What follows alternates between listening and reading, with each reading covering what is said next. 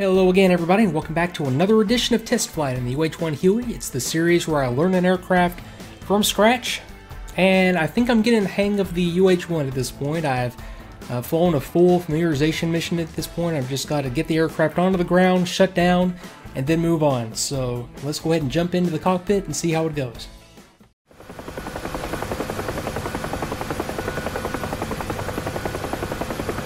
Okay, coming up on the airfield.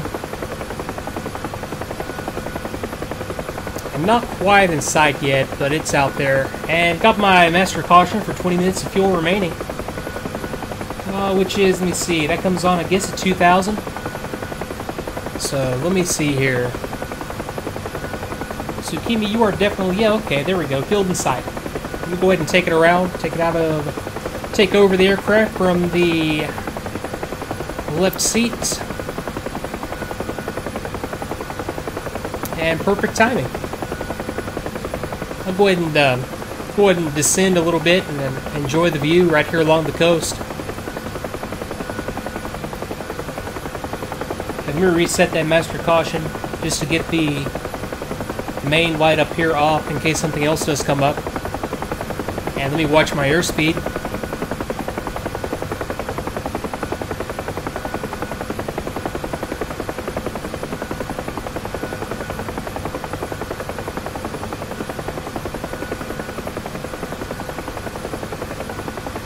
And I haven't really flown it from the other seat, so let me go over to the other side, and I'm sure it's going to feel a little bit different over here. And, you know, the same, yeah, visibility from over here. Boy, do I have that? Well, I guess it's the same as from over there. It just seems like it's a little bit, it seems like the canopy rails over here on the left are a little bit more pronounced than on the other side.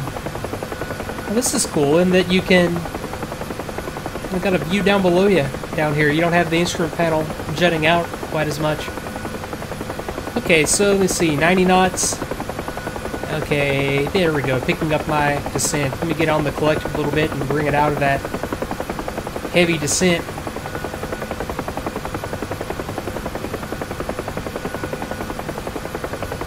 And it shouldn't be that different flying from this seat. But I'll fly at least the landing portion of it from the right-hand seat, just because that's what I'm used to. And I'll get lots of practice over here once we get into weapons employment. Fly it from the gunner position, back and back. And I guess technically this is also kind of the gunner position, because I have more options with this side than I do on the other side. Okay, let me transition back over to the right seat.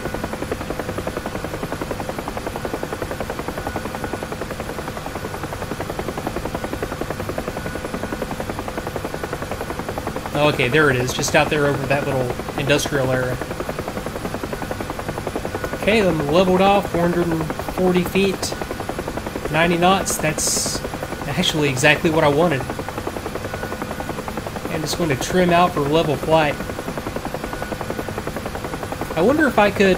Now, I was having trouble on the last landing because I'm coming at it from an already trimmed position. I wonder if going off on the force trim switch is going to reset everything. So let me try that. Apparently not. Yeah, I was expecting that to kind of reset everything. But then again, I might just be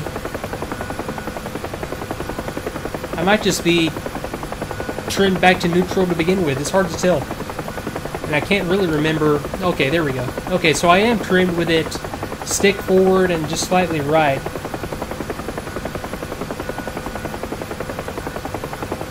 Okay, I got that. I'll trim that back off. I don't need it. And let me go ahead and think about getting set up on this approach. I've already called inbound. I'm just going to have to wait until I get a little bit closer for the rest of the tower communications to proceed. I've already got all the stuff off that I can possibly turn off. Fuel state is 1,700 pounds. And now I'm just going to continue in level and set up for a landing out here on the end of the runway.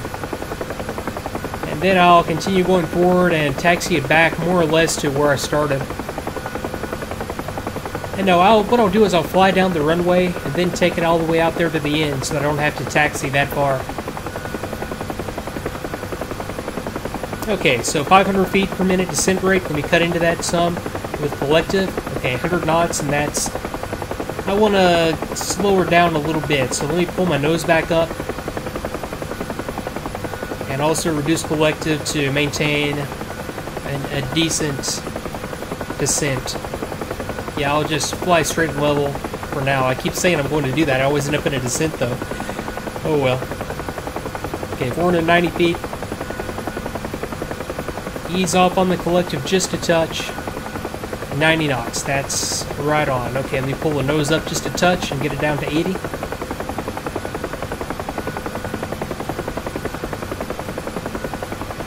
Off on the collective.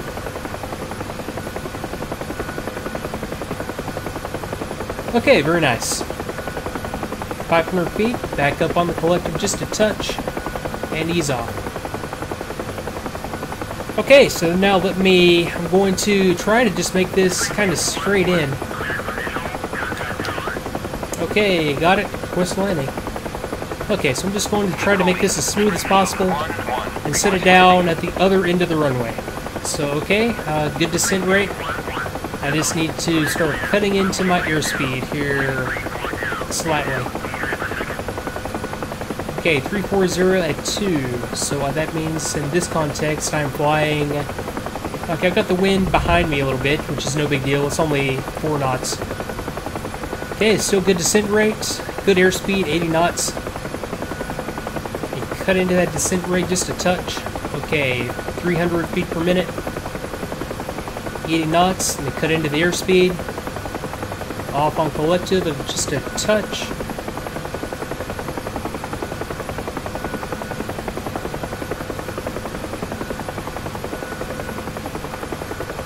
Okay, still coming down on airspeed, 70 knots. Okay, I've leveled off. Let me ease off on the collective.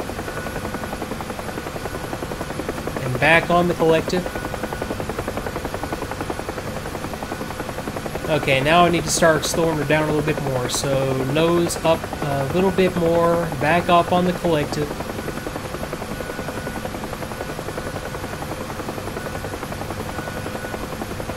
Okay, got a good descent rate going, and it's like a trade-off on descent rate and airspeed. So, okay, 50 knots, and things are about to start getting a little bit more unstable. But I think I got the gist of it at this point.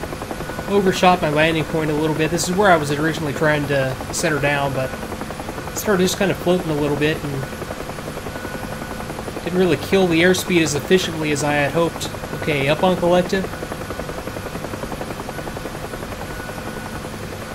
Okay, 40, 30.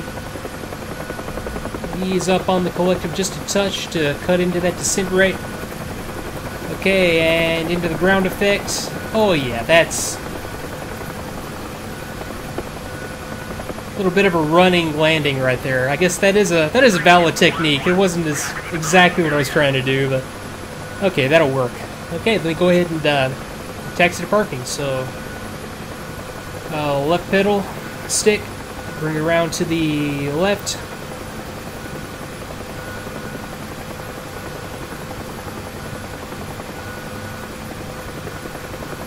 Okay, kind of porpoising up and down. Okay, I need to control the pedal a little bit better.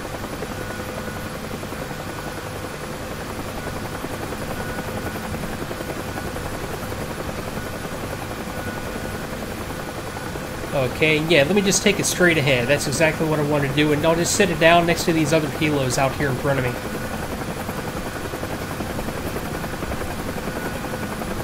Back off a little bit on the speed. I get a little bit impatient, a little bit aggressive on my hover taxi. I don't need to do it this fast because I start to get, yeah, it just starts to get a little bit unstable on me. Well, not unstable, it just not as easy to control. Okay, let me slow her back down. Okay, easing it back in the ground effect. Just need to gently bring her up here and swing the nose around to the left and set her down next to this other helo.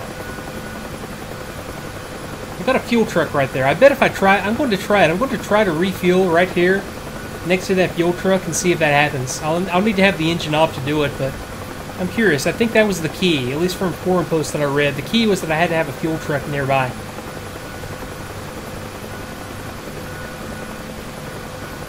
Okay, let me stabilize and let's go ahead and set her down. Oh boy, okay, kneeboard up. Let me get to the shutdown procedure. Okay, engine idle for 2 minutes, and we'll go ahead and pull my throttle back over to idle. Let her run there for a second. Force trim switch, okay, verify it on. Let me kill my low RPM warning sound. Starter gen, I need to put that back to start. Throttle off, and I'll wait until the full 2 minutes is up before doing that. But I can start to shut down some non-essential systems at this point. I can shut down my VHF AM radio. I can shut off my transponder. All the rest of this stuff I already got during the flight. I'm going to leave my governor in auto. I'm going to leave my fuel master switch on until I go to engine cutoff. What else up here? Okay, radar altimeter. Let me go ahead and just reset it to the basic position. Okay, radar altimeter off and switch off. I'm going to go anti-collision light off. I'm going to go position light off, and I'm going to go. Okay, that's it for now. I will pretend that I waited the full 2 minutes. Okay, depress it, past the idle stop, and into the cutoff position. Okay, at this point I can go ahead and kill my master fuel switch. I am going to, even though it doesn't say to do it in the manual, I am going to go ahead and pull my DC generator off. I'm also going to turn my inverter off. I'm also going to... Yeah, that's it. Now I just need to kill the battery. Open up the door, breathe some fresh air, and have another quick look around. I believe the cockpit is reconfigured and ready for me. Okay, I need the hydraulic controls off and force trim off, and that'll be the last 2 steps. Alright, so that is that. Oh yeah, I wanted to try to refuel, so let me go to the intercom. I don't know if I need battery on for this, possibly. I'll try it without it. Okay, intercom, ground crew, rearm and refuel. Let's see if I can get some fuel on my aircraft. Request refueling. Request rearming. And if not, I'm not going to worry about it. I think the chances of me ever running into a mission, unless it's some kind of like a user-created mission, I'm never going to have to rearm and refuel on the ground. It just... the missions just aren't designed that way. Although, well, you know me, I am all about, if there's a way to make it, to do something the hard way, I'll find it. Okay, let me go battery on and see if I can just make this work for the comm. Let me go battery on, and just in case, let me go inverter to on. Okay, intercom, ground crew, rearm and refuel. Okay. Request refueling. Request rearming. And if that doesn't work, I'm not going to worry about it. Yeah, I'm really not going to worry about that, because I'm never going to do it. If something occurs to me later, I'll be sure to include it. Because, I don't know, it might happen later on. Okay, that was battery off, and yeah, let me kick that inverter back to the off position, just out of courtesy to the crew chief. Okay, that is another episode, although that's a lot of episodes, although that was, I don't know, maybe 2 hours. I flew for about an hour outbound, took a break, did some other stuff for a while, flew for about, I guess, an hour inbound, or back to base. So, I think at this point, yeah, having done that, that's a good baseline for being able to move on to weapons delivery and start to really use the aircraft. I mean, you get to a certain point where there's really no sense in practicing all this stuff over and over and over again, because as you get into doing different things, you're going to practice it all anyway. So the closer you get to being able to fly a full mission, the more you should really focus on getting to that point and go ahead and just fly a mission and practice that way. And I think that's the point that I am now. I'm going to create a range. I'm just going to put the Huey onto my regular bombing range that I do the on the range videos on, and hop back and figure out how to be a door gunner and do all kinds of neat stuff. So hey, thanks again for watching. I sure do hope you are enjoying these videos. I know I am, and if you are enjoying it, please do consider subscribing and leaving a like, leaving a comment. It does help me out. So I will see you next time. Thanks.